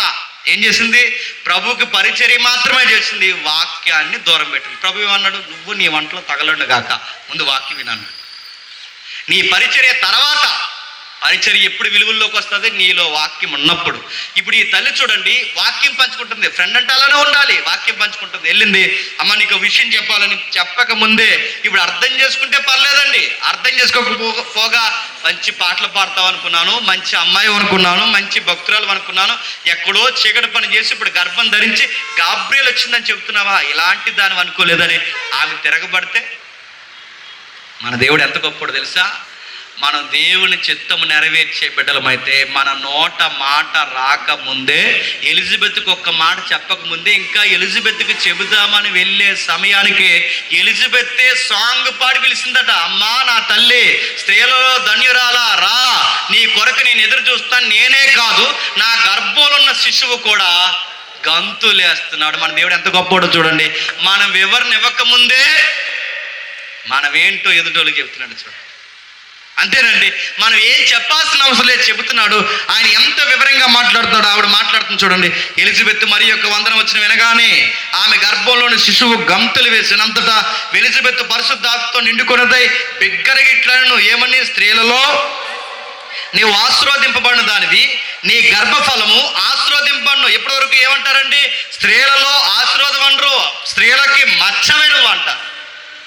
ఈ వార్త తెలిస్తే నువ్వు స్త్రీ జాతికే మచ్చ అంటారు. కానీ ఎలిజబెత్ ఏమని తెలుసా? నువ్వు స్త్రీ జాతికి మచ్చవ కాదు, స్త్రీ జాతికే పేరు తెచ్చిన తల్లివి తల్లిను. స్త్రీ జాతికి ఆశీర్వాదకరమైన దానికి నీ గర్భఫలము ఏదో అనాది గర్భం కాదు, ఆశీర్వదింపబడిన గర్భం.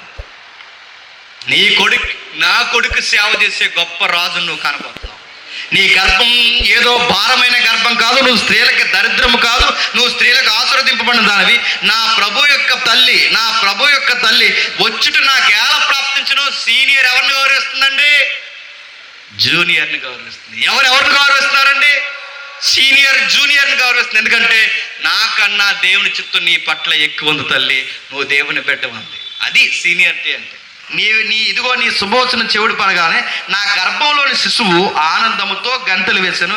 ప్రభు ఆమెకు తెలియజేయించిన మాటలు సిద్ధించును కనుక నమ్మిన ఆమె ధన్యురాలన్న. ఎప్పటికే బాగానండి, క్రిస్మస్లో జరిగినంత కాలం, భూమి మీద క్రిస్మస్ ఆరాధన జరిగినంత కాలం మన క్రిస్మస్లో ఖచ్చితంగా జ్ఞాపకం చేసుకునేది ఎవరని చెప్పండి? మరియమ్మని. ఆమెను ఏమంటాం? ఆమె దరిద్రురాలను, ఆమె స్త్రీకి మచ్చను. ఆమెను ఏమంటున్నాను చెప్పండి? ఈ భూమి ఉన్నంత కాలం ఆమె ధన్యురాలు. ఈ భూమి ఉన్నంత కాలం ఆమె ధన్యురాలు. ఏ స్త్రీ చేయలేని త్యాగము, ఏ స్త్రీ మోయలేని భారము, ఏ స్త్రీ భరించలేని కష్టాన్ని ఆ తల్లి భరించింది. ఆ దేవుని కొరకు అసూలు బాస్.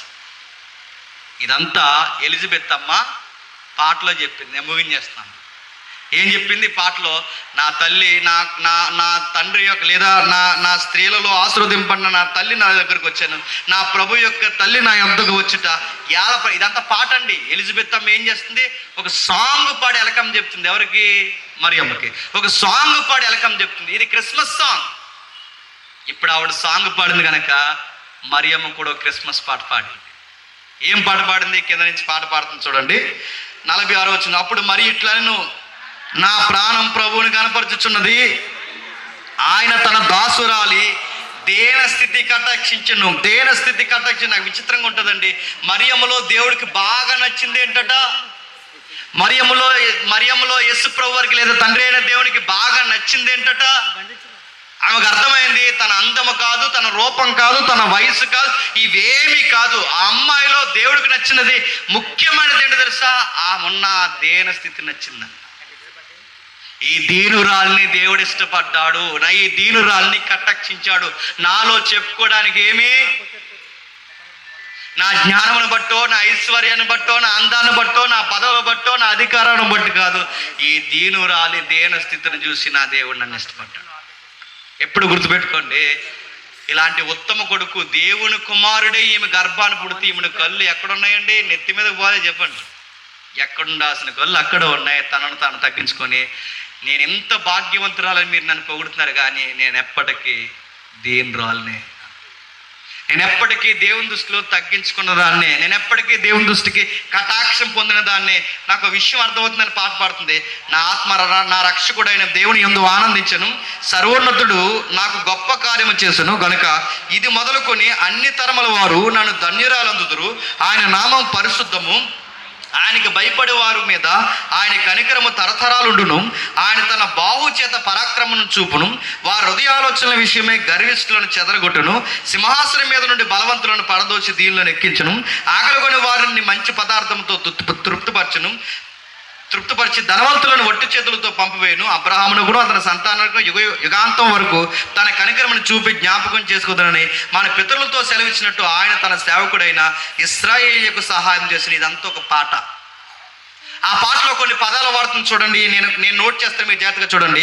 దీన స్థితి అంది, కటాక్షం అంది, మరొకటి పరిశుద్ధత అంది, 50 వచనంలో కనికరం అంది, 51లో బాహు అంది, అదే వచనంలో గర్విష్ఠులను చెదరగొడతాడంది, 52 వచనంలో సింహాసనం మీద దిగి దీనులను దీనులను సింహాసనం ఎక్కిస్తాడు, బలవంతులను కిందకు తోసేస్తాడంది, 53 వచనంలో ఆకలి ఉన్న వారికి అన్నం పెడతాడు, బలవంతులను వట్టి చేతులతో పంపుతాడు. ఈ వాగ్దానాన్ని నేను ఇప్పటివి కాదు, అబ్రహాము సంతానానికి ఇస్తానని అబ్రహాము కాలం నుంచి వాగ్దానం చేస్తాడు. అంటే ఈవిడికి ఇంత పెద్ద పాట ఎక్కడది? ఇప్పటికిప్పుడు రాసుకొచ్చిన పాట కాదు, ఇప్పటికిప్పుడు పాడుతున్న పాట కాదు. ఇంత పెద్ద పాట ఈ 18 ఏళ్ళ ఆడపిల్లకి ఎక్కడదంటే ఎక్కడో పాత నిబంధనలో అన్నా పాడింది. ఎవరు పాడింది? అన్న. అంటే అన్న అంటే ఎవరు? సమూయేలు కన్నా అదే సమూయేలు గారి తల్లి. ఆమె బాధల్లో ఉన్నప్పుడు పాడిన పాటే ఇప్పుడు మరియమ్మ పాడుతున్న పాట. అక్కడ మొదటి సమూయేలు 2వ అధ్యాయంలో పాడుతున్న పాటే ఇప్పుడు మరియమ్మ పాడుతున్న పాట. మీరు ఇంటికి వెళ్తారు చదవండి. ఆ 2వ అధ్యాయంలో ఇదే పాట ఉంటుంది, అన్న పాడింది. ఇప్పుడు ఆ పాట ఎందుకు పాడుతుంది? ఆ రోజు సంసార చదరంగంలో సవితి పోరులో బిడ్డలు లేక వడ్రాలతనం మోస్తున్న ఆ అన్నకి వాదార్పేండి తెలుసు, అదే పాట.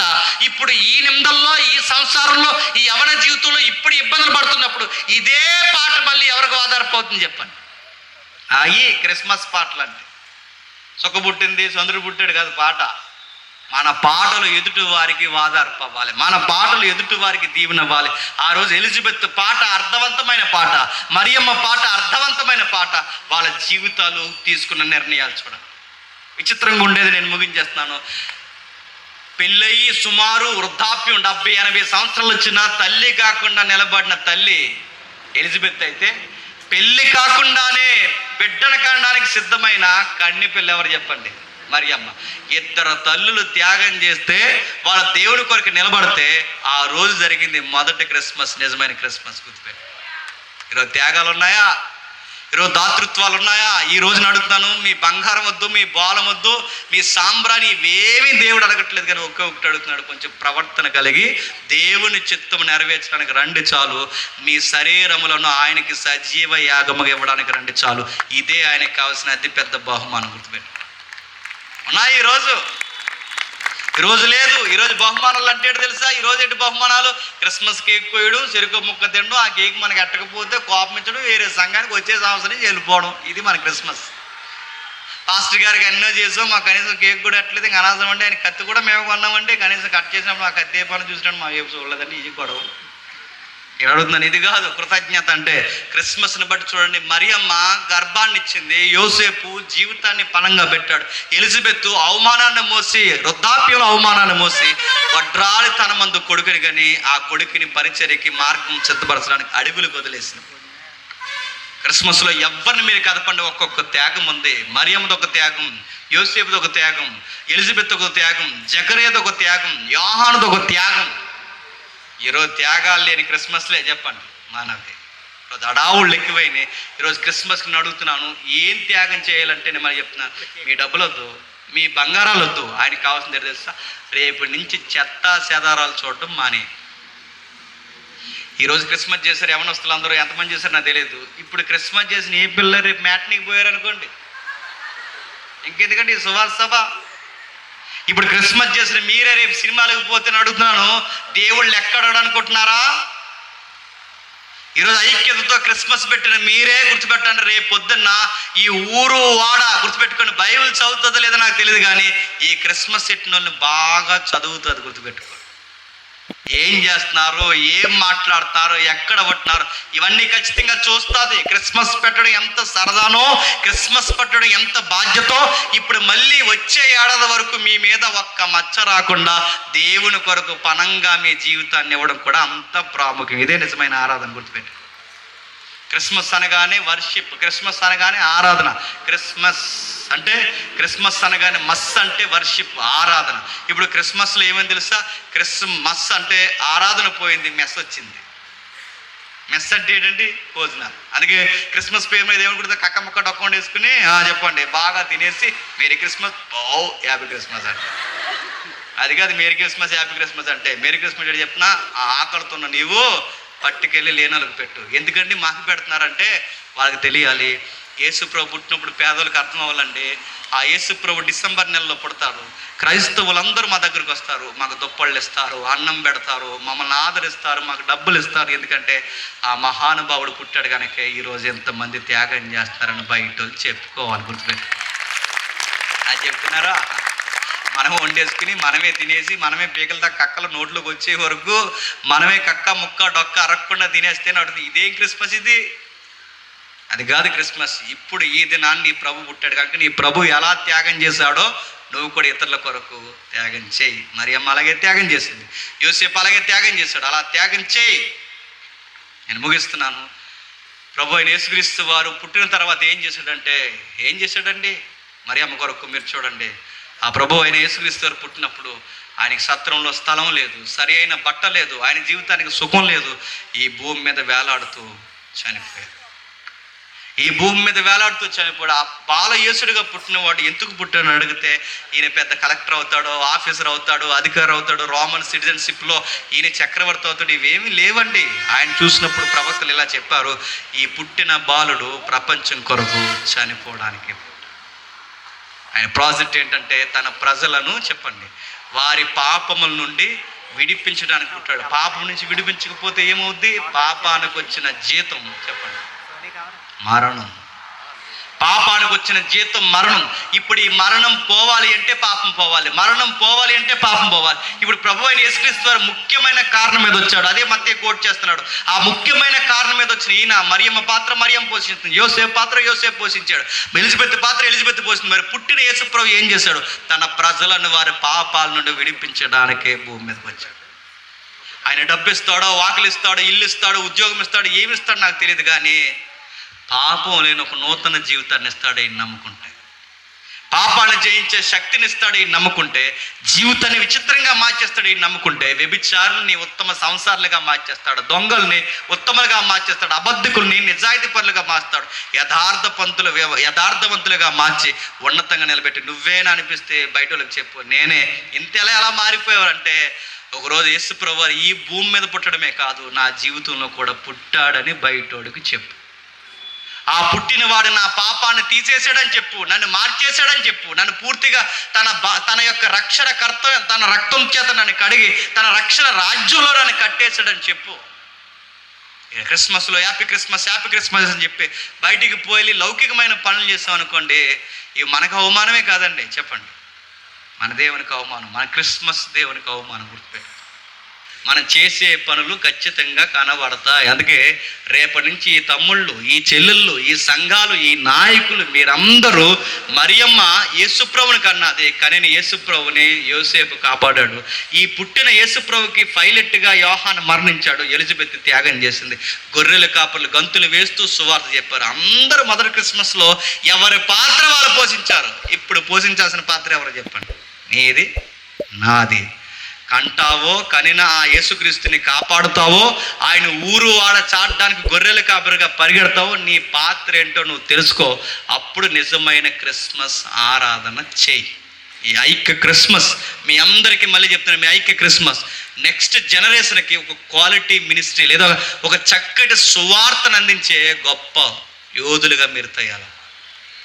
ఎవరండి కుర్రోళ్ళు అంటే ఒకప్పుడు మీటింగ్స్ పెట్టేవారు, ఇప్పుడు గొప్ప సువార్తకు లేదు గారని. మీ సేవకులు ఆనందపడాలి. మా బిడ్డలు ఉన్నారండి చక్కటి బైబిల్ తరపున నేర్చుకున్న వాదించే చక్కటి మా బిడ్డలు ఉన్నారని మీ సేవకులు చెప్పుకోవాలి, మీ తండ్రులు చెప్పుకోవాలి. ఎవరండి ఆ పిల్లలు అంటే, ఆ ఉత్తమ పిల్లలు ఎవరండి అంటే మా పిల్లలేనండి అని చెప్పుకోవాలి. చాలామంది పిల్లలు రూపాయి పోగేసి 31కి అవేవో ప్రోగ్రాలు పెడతారు. కానీ వీళ్ళు అలా లేరు. ఈ తమ్ముళ్ళందరూ ఏవో ప్రోగ్రాలు పెడతారు. ఆ డ్యాన్సులు ఈ భోగం మేళాలు ఇవన్నీ పెడుతుంటారు ఈ 31కి. కానీ మన పిల్లలు అలా లేరు. రూపాయి పోగేసి చక్కటి వేదికేసి ఈ పిల్లలు మీకు సత్యం చెప్పాలని కోరుకున్నారంటే వీళ్ళందరికీ ఒకసారి చెప్పండి. ఇదే జోస్ మీకు ఉండాలి. ఇలానే సువార్తలు చెప్పాలి. అనేక మంది గొప్ప సేవకులు మీరు తీసుకురావాలి. మీ చిత్రాల్లో విచిత్రమైన దేవుని కార్యాలు జరగాలి. అనేకులు మారాలి, వ్యసనాలు పోవాలి. ఈ యవనస్తులు గొప్ప ఉజ్జీవ సంఘాలకి వారధులుగా బలమైన పాత్రలుగా మారాలి. దేవుడు మిమ్మల్ని దీవించును గాక. ఆమేన్, ఆమేన్, ఆమేన్. ప్రేమగల తండ్రి, కృపగల దేవ, మీ దయలో మీ కృపలో తండ్రి యవనస్తుల్ని, సంఘస్థుల్ని, నాయకుల్ని, కాపర్ని అందరినీ తండ్రి ఐక్యతపరిచి విలువైన సంగతులు తండ్రి అందించారు. ఆ రోజు మొదటి క్రిస్మస్లో ఎవరి పాత్ర వాళ్ళు పోషించారు తండ్రి. అందుకే ప్రభు అయిన యేసుక్రీస్తు వారు భూమి మీదకి రావడానికి అనుకూలమైంది. ఇక నేడు రేపు ఇంకా ఆయన పుట్టడు కానీ తండ్రి మేఘాల మీద రాబోతున్నాడు. ఆ రాబోతున్న ఆయన్ని తండ్రి మేము త్వరగా రప్పించాలి అంటే మా పాత్రలు మేము పోషించాలి. ఈ రాజ్య సువార్త ఊరు వాడా మేము చెప్పాలి. ఆయన రాకకు తండ్రి, ఈ మొదటి రాకను తండ్రి ఏదికగా మలుచుకొని అనేకులకు తండ్రి సువార్తను ప్రకటించాలి. ఇక ఆయన మరలా పుట్టడు కానీ ఇక మరలా రాబోతున్నాడు దేవ. ఆ వచ్చిన వాడు తమ వరుసల్లో తిరిగి లేపడానికి, నీతిమంతులైన వారిని తండ్రి కుడివైపు నిలబెట్టుకోవడానికి రాబోతున్నాడు తండ్రి. ఈ రాజ్యాన్ని విస్తరింప చేయడానికి యవనస్తులను, నాయకులను, కాపర్లను, పెద్దలను, తల్లులను, కుటుంబాలని అందరినీ తండ్రి మీరు వాడుకోండి. అనేకులను ఆశీర్వాదకరంగా మారుస్తారని కోరుతూ ఈ తమ్ముళ్ళని, ఈ చెల్లెల్ని తండ్రి వచ్చిన వారిని అందరినీ మీ చేతులకు అప్పగిస్తూ క్రీస్తునామని ప్రార్థన సమర్పిస్తున్నాం తండ్రి. ఆమేన్, ఆమేన్.